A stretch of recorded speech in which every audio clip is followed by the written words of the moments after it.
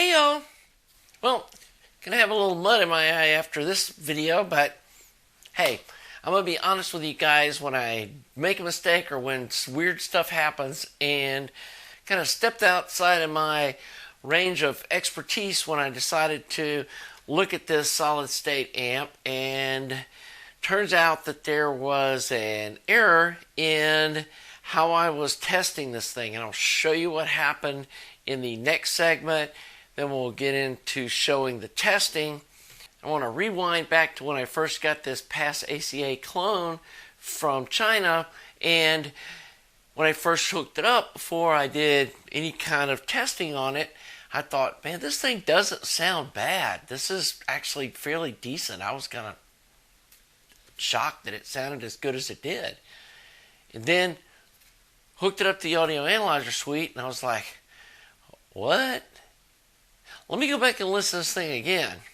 And I will say that I knew this thing didn't sound up to the hype that I had heard on the internet. And I did compare it back to back from this amp to this amp, and knew that this sounded better to me.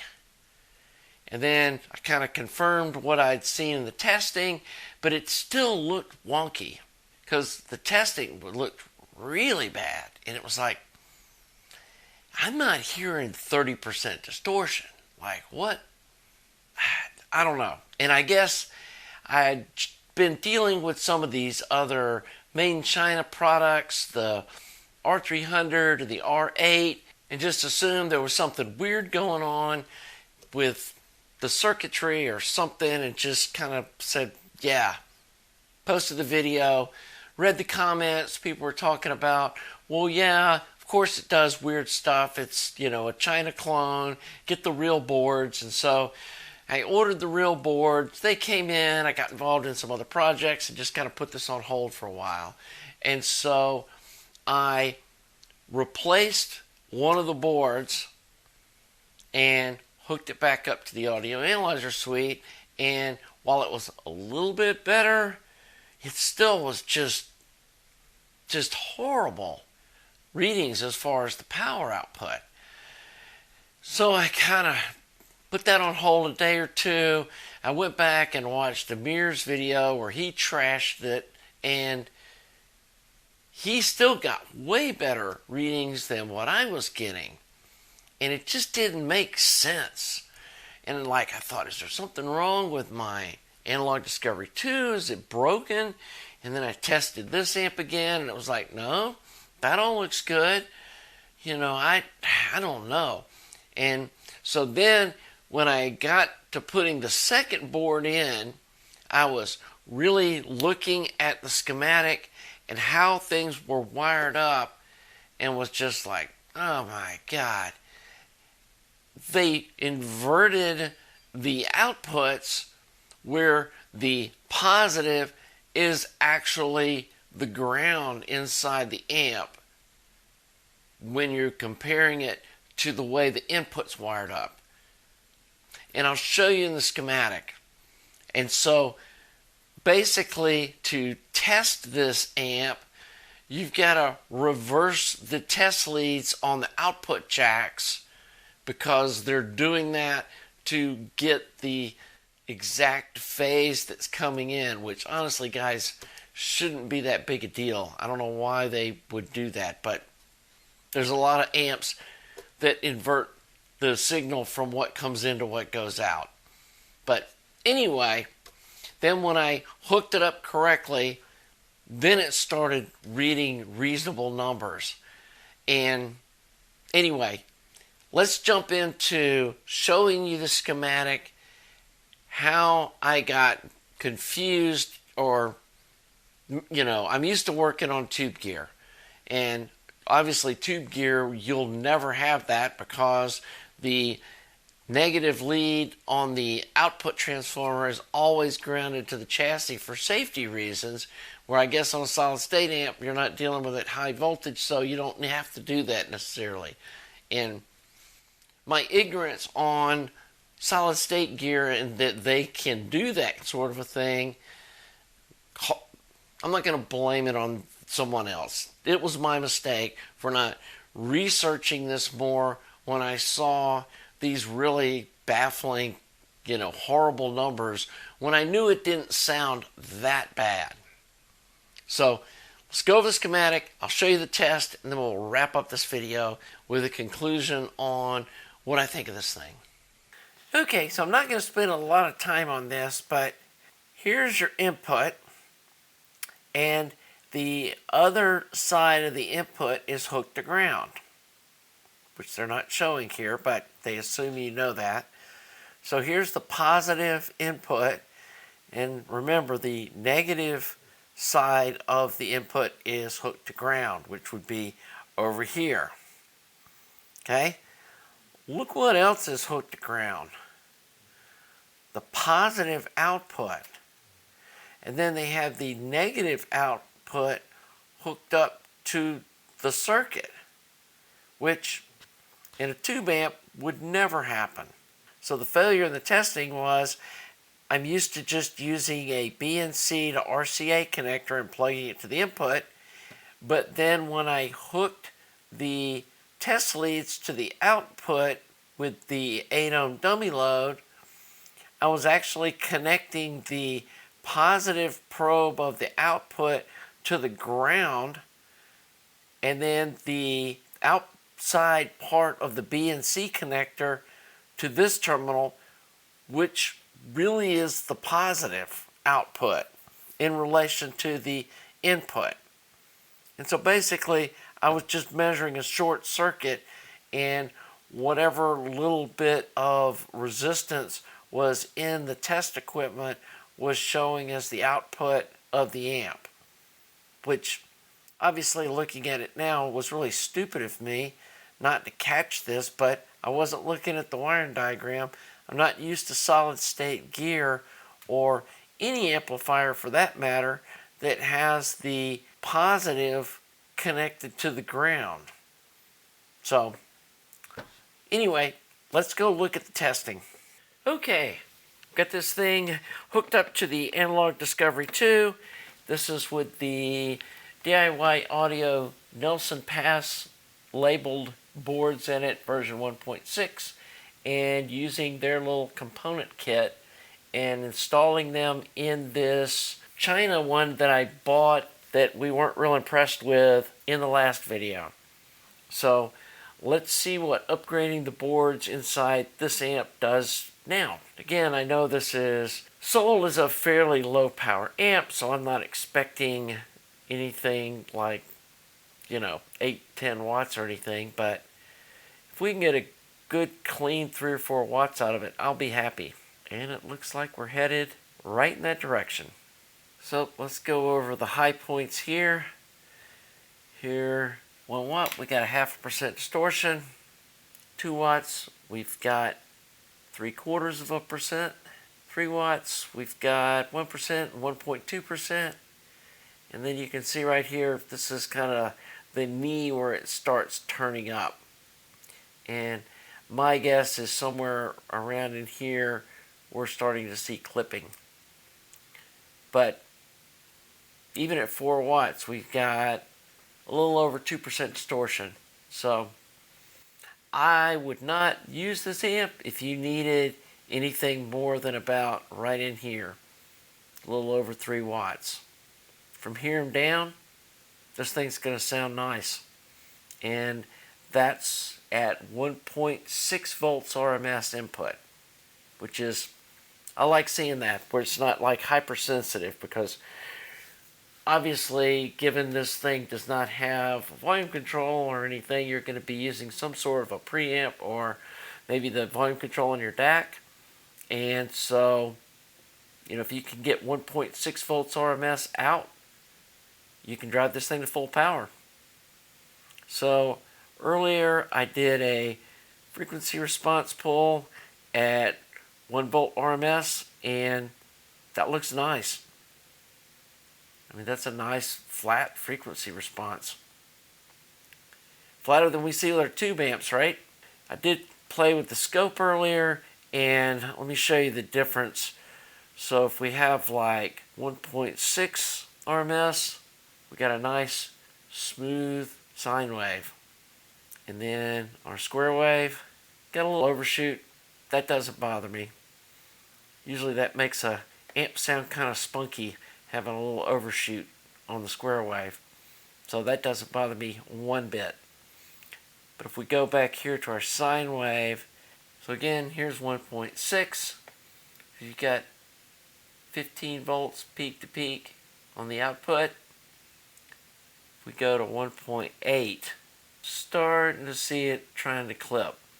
But this isn't a normal solid state type clipping. This is more rounded type that we would normally see on a tube amp.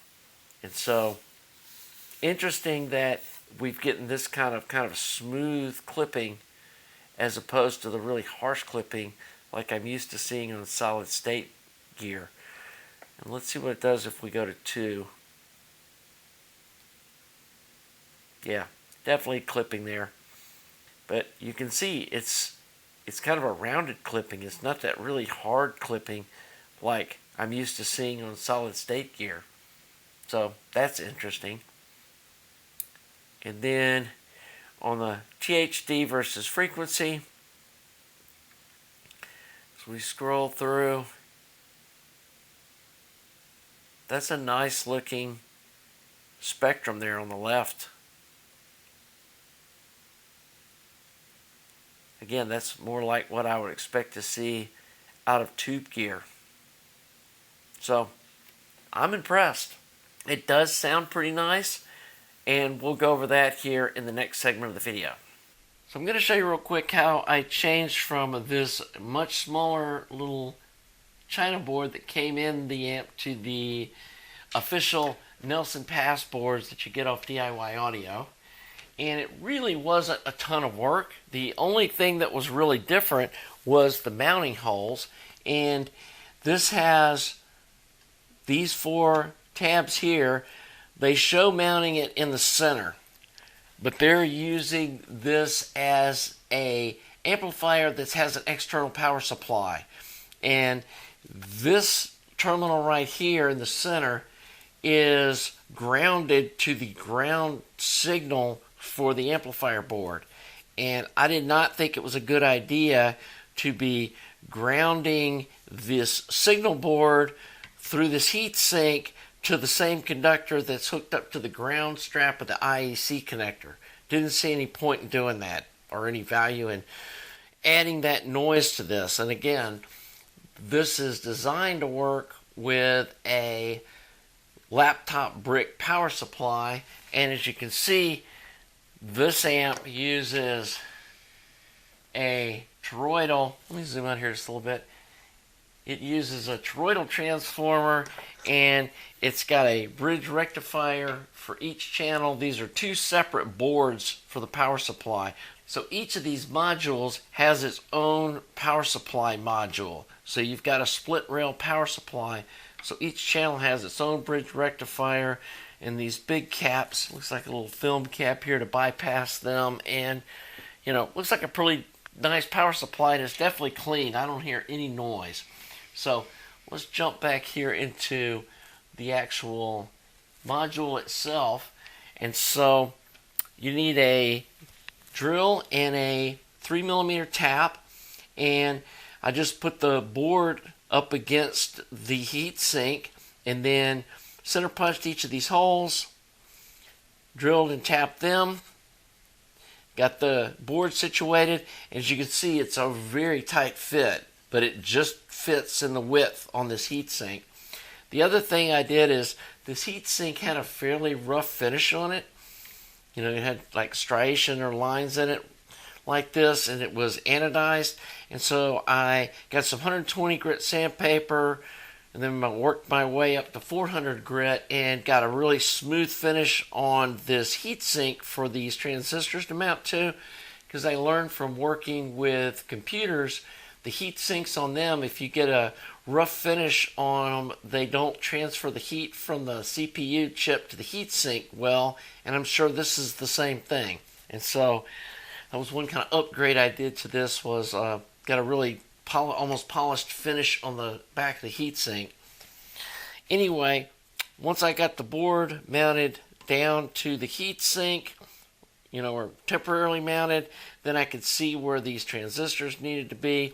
I moved them as far out from under this board as I could so that the heat would not get trapped underneath the board that would come off of this side of the transistor. And then once I found these holes, center punch, drill, tapped, and then mounted the heat sinks down after mounting the board, and then soldered these in place. One of these 4 pads does have a circuit board trace.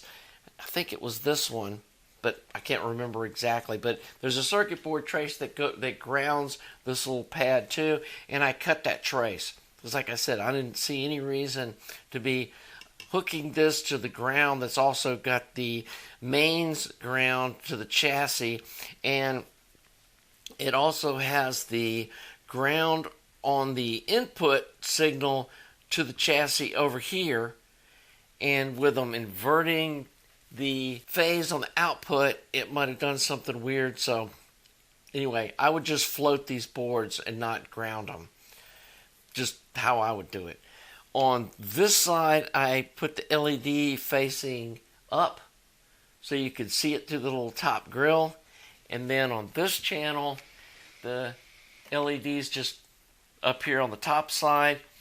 And it's kind of hard to see, but if you look down here, you can see the little potentiometer, and I angled it facing up so that you could get to it by just taking the lid off to adjust the bias. If you mount it flush, you won't be able to get to it in this setup, but then this one over on this channel, you can just mount it flush because it's easy to get to.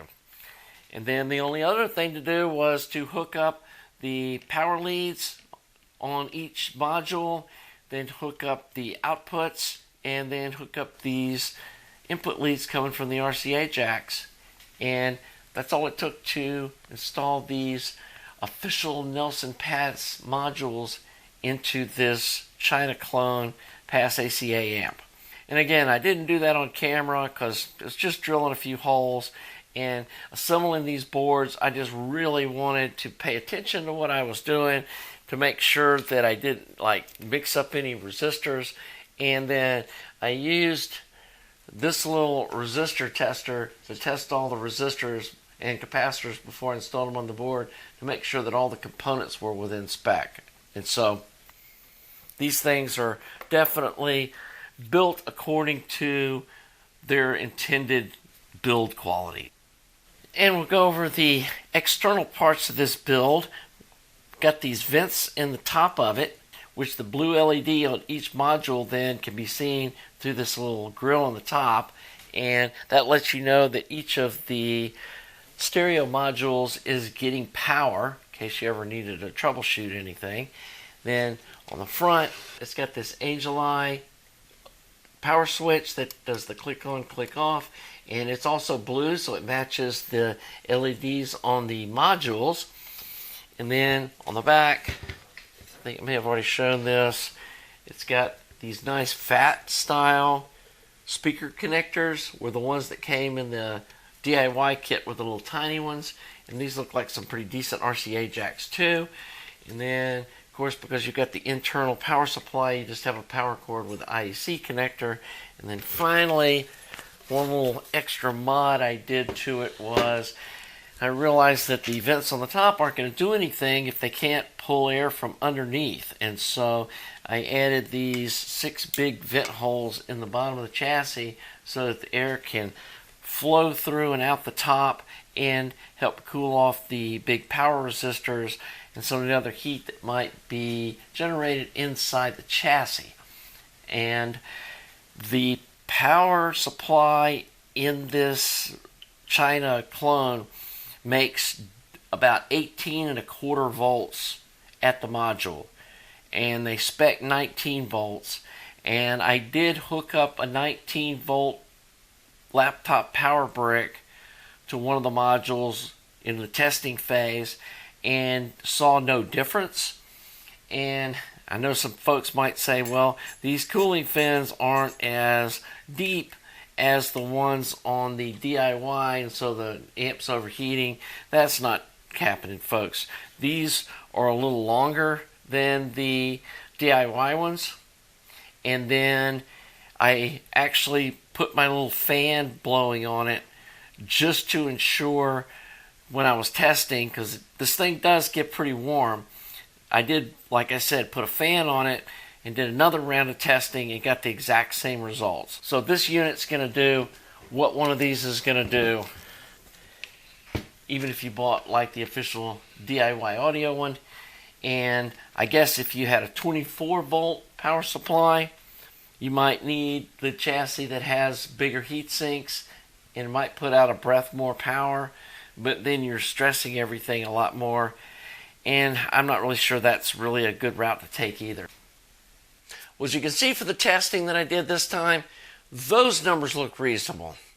And honestly, I think these China boards would obviously have tested much, much better if I had realized that I needed to hook the positive to the negative and the negative to the positive on the output to get the test to run correctly, or for the test equipment to work right. And that's my bad. I probably, if I'd put it on a scope, I would have figured something out, but who knows, I may have blown my scope up hooking it up backwards, or backwards the way this is set up. And so I'm kind of glad I didn't do that. So anyway, where are we at right now? This amp's put back together. I thought about, do I want to tear this thing back apart and put one of these China boards back in one side? And then I thought, well, I'll probably end up shredding one of those heatsink pads or causing some other kind of issues. And it's working the way it's supposed to right now. And I mean, it sounds pretty decent. It definitely sounds better subjectively with the PASS ACA from DIY Audio, you know, the version 1.6 that have Nelson Pass written on them with their transistors and everything. Subjectively sounds a lot better than it did with these China boards in it. So I don't see any point in tearing this back apart to put this board in just to measure it, to kind of redeem the China version a little bit. And you know, if you buy one of these like I did with these China boards in it, I think you'll hear that it sounds okay, but it's nothing to write home about. And it is an upgrade to put the DIY audio boards in this amp. So what do I think about this thing at the end of the day? It is a fairly unique sound from a solid state amp, and it's not like your usual Class D, really sterile sounding, kind of edgy sound that most solid state amps have. Even stuff from the 70s and 80s, back in the heyday of kind of the, you know, the early solid state gear, just they don't have the sound the tube amp does. And I know that this does replicate some of the sound signature of tube amp, and you can see it even in the way the clipping happens, which I showed you in the video, that it's more rounded and soft than the hard-edged clipping that normally I see in a solid state amp. But at the end of the day, if you're going to spend this much money on a kit to build something that's trying to emulate the sound of a tube amp, just build a tube amp. I mean, I've sat down and listened to these two, and this is far from being like a top shelf, you know, 300B type, you know, holy grail kind of a tube amp. It's using some Compactron TV tubes, for God's sake. I mean, it's got some pretty low budget Ed core iron, you know, pretty small Hammond transformer. It's got a solid state rectification, and it still sounds better than this does. And again, I know there's going to be some folks that are was gonna say, well, you know, you need to bridge these. You need to use XLR inputs. You need to, you know, use them as mono blocks bridged and get two of them. And I don't see me doing that. I mean, I did put my little skunky badge on this as this meets the threshold of sound quality of something that I'd put my name on, even though I didn't design it and stuff. But I did kind of cobble up this thing out of a China kit and some other kits put together. So it's a kind of a unique thing. So we'll go with that. But I do think I'm going to sell this thing. I just don't see this being in my rotation of amplifiers that I listen to. And so there we go. There's my subjective opinion on this thing. Again, I do feel like I've got a little egg on my face from not catching the testing being flawed earlier. But obviously, after I pulled these China boards out and I put the two official Nelson PASS boards in, and I wasn't getting the same results that Amir and some other folks got, I was like, there's something going on here. And I had to sit down and look at the schematic, and then it was like a facepalm moment when I realized that I had the leads hooked up, or that I needed to hook the leads up backwards on the output for my test gear to be able to test this kind of solid state amp the way they have the outputs reversed. So anyway, it's enough beating up on myself, I think, for this video. And, you know, this is a fun little project. If you've never built anything before, this might be kind of a good starting point. And actually, I kind of like going the route of buying this China clone and then putting the Nelson PASS official boards inside it. It was drilling a few holes, which is a good skill to learn, to drill and tap holes. And really, that was all the mods. And then just soldering and hooking the wires up. And then you end up with a pretty unique product that you can't buy that gets you in the door of some audio that's definitely not mainstream type audio gear. So anyway, not sure I'm going to do any solid state stuff in the future. That's not where my love lies. I just kind of got sucked into this by some viewers, and a couple of friends of mine had emailed me and was like, hey, why don't you do this thing that's all hyped up? And then to the final question, that's the title of the video, is the truth equal to the hype? Guys, I don't think it is. At least from where I'm sitting, this is not what I would consider a holy grail audio product. So anyway, I hope you're enjoying my channel. Hope you enjoy my content. If you are, please subscribe to the channel. Got 9K subs. We're headed towards 10K. That's really my next kind of threshold, but I'll take 9K. Appreciate all you folks that have subscribed. Appreciate you Patreon folks. That helps me afford projects like this. You're probably going to see this on the Patreon site soon, up for sale, and I think I'm going to sell this guy too.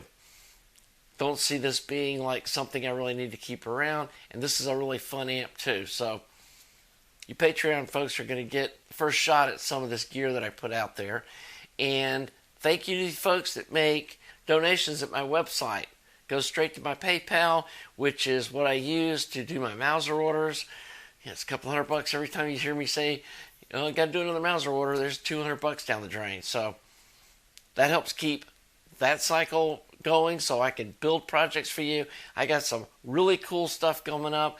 I'm really glad to get some of these projects finished up that have been behind, like the EAR 834, got it polished off, got this PASS ACA amp series finished up. Then I can get back to my KT120 monoblock, get that series finished up, and then I've got some exciting new stuff I'm going to work on. Anyway, thanks again, everybody, and until the next video, have a nice day.